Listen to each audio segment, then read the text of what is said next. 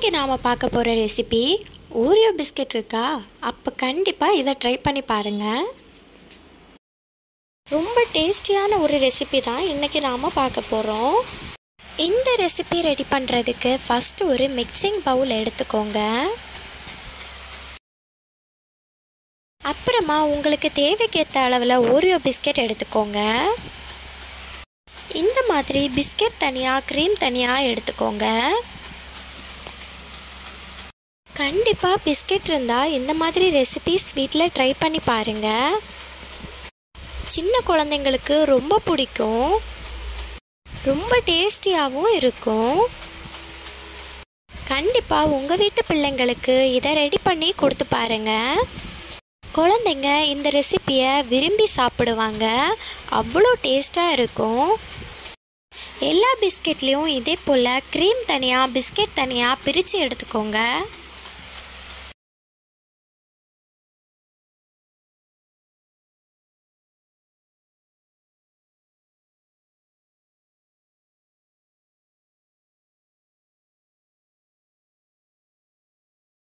இந்த அளவுக்கு எல்லாத்தையும் தனித்தனியாக பிரித்து எடுத்துக்கோங்க.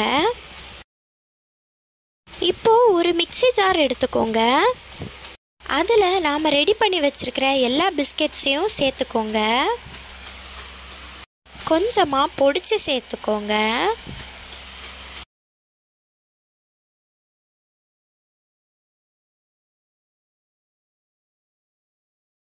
இது கூடவே ஒரு அரை கப் அளவில் பால் சேர்த்துக்கோங்க. நல்லா ஃபைன் பேஸ்ட்டாக மிக்ஸி ஜாரில் அரைச்சி எடுத்துக்கோங்க. இந்த அளவில் ஃபைன் பேஸ்ட்டாக அரைச்சி எடுத்துக்கோங்க. பாருங்கள் எவ்வளோ அரைஞ்சிருக்குதுன்னு. இந்த அளவுக்கு நல்லா ஃபைன் பேஸ்ட்டாக அரையணும்.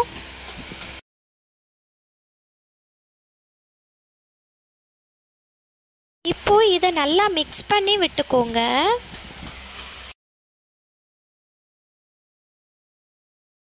இந்த டைமில் ஒரு பிஞ்ச் அளவில் சோடா உப்பு ஆட் பண்ணிக்கோங்க.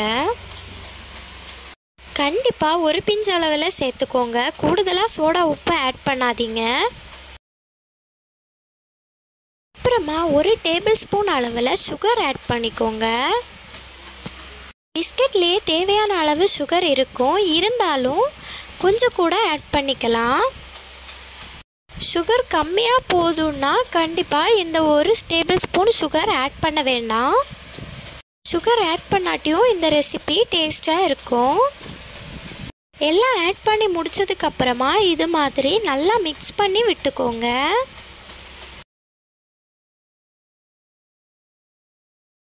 இந்த அளவுக்கு நல்லா மிக்ஸ் பண்ணி முடிச்சதுக்கப்புறமா ஒரு தோசைக்கல் எடுத்துக்கோங்க.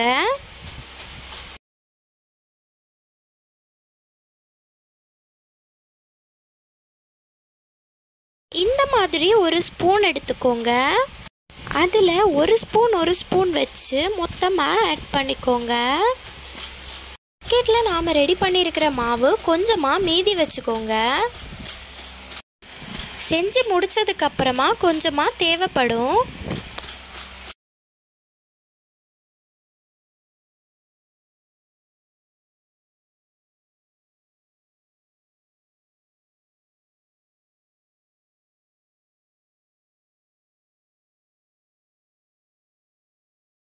இந்த மாதிரி கும்பிளியாக வந்ததுக்கப்புறம் வெந்துடுச்சுன்னு அர்த்தம்.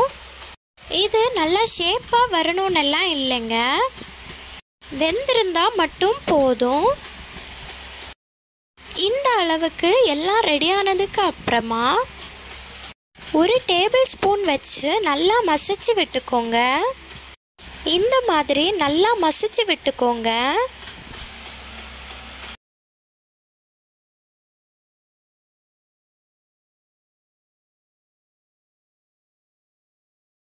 கை பொறுக்கிற அளவில் சூடு வந்ததும் கையை வச்சு நல்லா மசிச்சு விட்டுக்கோங்க. தேவைன்னா கையில் கொஞ்சமாக ஆயில் இல்லைன்னா தண்ணி தடவிக்கோங்க. நல்லா மசிச்சு விட்டுக்கோங்க. அப்போ தான் நம்ம செய்கிற ரெசிபி ரொம்ப சாஃப்டாக அழகாக இருக்கும். நல்லா மசிச்சு விட்டதுக்கு அப்புறமா இந்த மாதிரி சின்ன சின்ன உருண்டைகளாக உருட்டி எடுத்துக்கோங்க. எவ்வளோ சின்ன உருண்டைகளாக உருட்டி எடுக்க முடியுமோ அவ்வளோ சின்ன உருண்டைகளாக உருட்டி எடுத்துக்கோங்க. உருண்டைகள் ஒரு கிராக்கு கூட இல்லாமல் எவ்வளோ அழகாக வருது பாருங்கள்.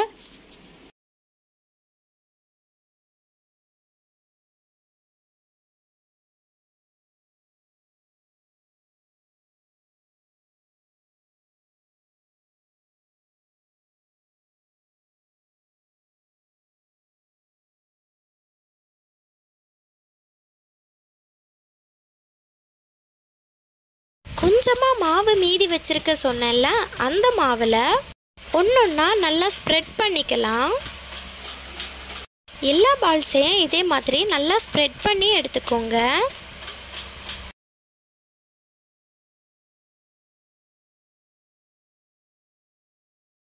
பாருங்க, இந்த மாதிரி எல்லா பால்ஸையும் நல்லா ஸ்ப்ரெட் பண்ணிக்கோங்க.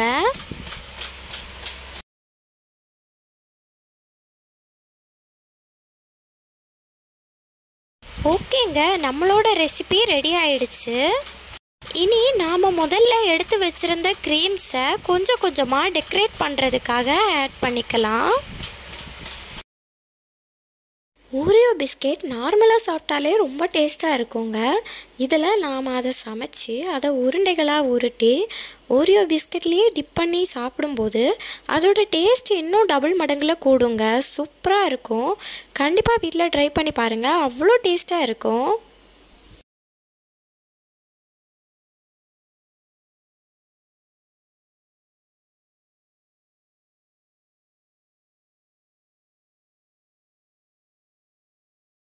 பாருங்க, பார்க்குறதுக்கே எவ்வளோ அழகாக இருக்குன்னு.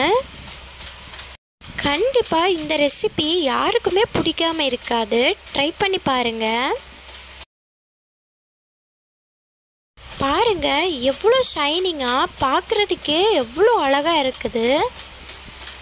வெறும் பிஸ்கெட் மட்டும் வச்சு இவ்வளோ ஈஸியான ரெசிபி வீட்லேயே ட்ரை பண்ணலாம். ஒரு 5லிருந்து 10 நிமிஷத்துக்குள்ளே வேலை முடிஞ்சிரும். அவ்வளோ ஈஸியான ஒரு ரெசிபி. பாருங்க, எவ்வளோ பஞ்சு போல் இருக்குதுன்னு. சாப்பிடவும் அவ்வளோ டேஸ்ட்டாக இருக்கும். பிஸ்கெட் வாங்கினா வெறும் பிஸ்கெட்டாக மட்டும் சாப்பிடாம இந்த மாதிரி டிஃப்ரெண்ட்டாக ட்ரை பண்ணி பாருங்கள். வெறும் பிஸ்கெட் மட்டும் சாப்பிட்ற டேஸ்ட்டை விட இந்த டேஸ்ட்டு ரொம்ப நல்லா இருக்கும். ஒரு கேக் போல் பார்க்குறதுக்கே எவ்வளோ சாஃப்டாக இருக்குது பாருங்கள். டேஸ்ட்டும் ரொம்ப சூப்பராக இருக்கும். கண்டிப்பாக எல்லாரும் வீட்டில் ட்ரை பண்ணி பாருங்கள்.